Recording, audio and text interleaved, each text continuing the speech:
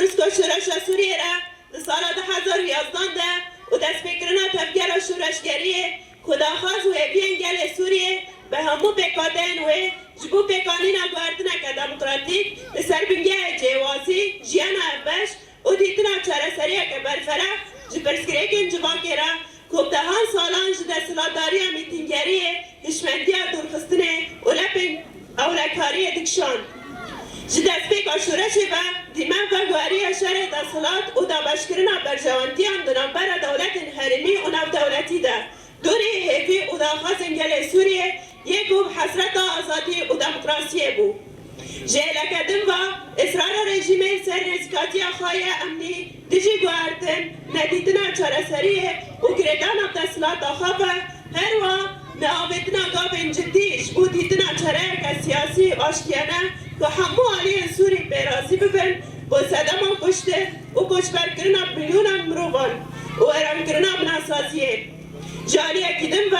هشمن جالیه کدن و اپوزیسیون سوریه یانجی کب اردش آزاد سوریه بنافده به لسر همان هشمندی رژیمه و هیچ زیدتر مشیه که همون ازگاتی نتاوی یا مذهبی و اولی بردوام کرد به انکار کردن اپوزیسیون اجتماعی و پیکاتین وین بنگهین انترنا سوریه پیکتینن رابو و سر درخستنان و کوکیان دنبر و آن کار کرد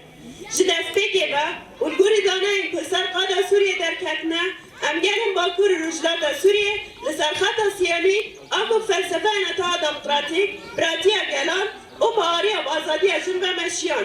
لسر بنگه امیراتی هفتار آچاندی جواکی و دیروکی دوری پرچونان سر دستخلات و برجواندی که خزمت و امیراتی چاندی و دیروکی یا پیکادن حرم ناکر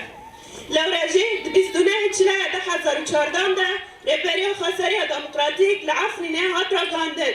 ارجی بویرکت دیروکی و برهما تیکوشین و فداکاری شهیدان بو کرگزن آزادی دموکراسی و جیان کومین گاندیه هفت و بوی صدما پیشکتنا بناسازیه و سیستم سازی بونه ده همو آستانده و اولکاری اولهی و آرامی پیدا کریه بریا برهبریه کانتون عفرینه بوجه هر که وقامت بتأمين الأمن والأمان والاستقرار ومن خلال تلك الإدارة أصبحت مقاطعة عفرين وجهة لكل من يبحث عن الأمن والأمان والهاربين من أتون الحرب المدمرة ما بين النظام والفصائل المرتزقة بمختلف مسمياتها وهذا الوضع لم يلقى قبولا من قبل دولة الاحتلال التركي ومرتزقتها حيث قامت بتوجيه تلك الفصائل المتطرفة لاحتلال عفرين من خلال الهجوم بمختلف الأسلحة المتطورة والطيران الحربي وبدعم مباشر من جيش الاحتلال التركي وبموافقة من الدول الضامنة وأمام أنظار العالم ولكن أبنائها وبناتها قاوموا بإرادة فولاذية أمام كافة أنواع الأسلحة المتطورة والمحرمة دوليا لمدة 58 يوما وسطروا وأروع ملاحم بطولية أمثال بارين أفيستا أيلام من خلال مقاومة العصر التي شهد لها العالم أجمع. وبعد احتلال عفرين وتهجير سكانها الأصليين ما زالت دولة الاحتلال التركي تمارس انتهاكات فظيعة بحق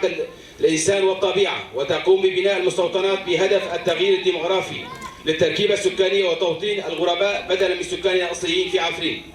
إن أي تقارب سوري تركي لن يأتي بحلول الأزمة السورية وسوف تكون مثل سابقاتها من اجتماعات ومؤتمرات أستانا وسوتشي وغيرها وذلك لعدم مشاركة وتمثيل أصحاب القرار الحقيقيين في تلك اللقاءات التي كانت سببا في تعميق الأزمة السورية. لذلك لا بديل للحل سوى الحوار السوري لإيجاد حل سياسي وديمقراطي من أجل بناء سوريا جديدة ديمقراطية تعددية لا مركزية. ورغم ظروف التهجير القسري أكد الشعب على البدء بمقاومة العصر بمرحلتها الثانية حيث الإصرار على النضال والمقاومة حتى تحرير عفرين ومناطق الشهباء وكافة الأراضي السورية المحتلة. ونحن بدورنا نعاهد شهدائنا وشعبنا بأننا مستمرون بالمقاومة حتى تحرير عفرين ومناطق الشهباء وكافة الأراضي السورية. عاشت مقاومة العصر المجد والخلود لأرواح الشهداء. مقاطعة عفرين والشهباء 29/1/2023.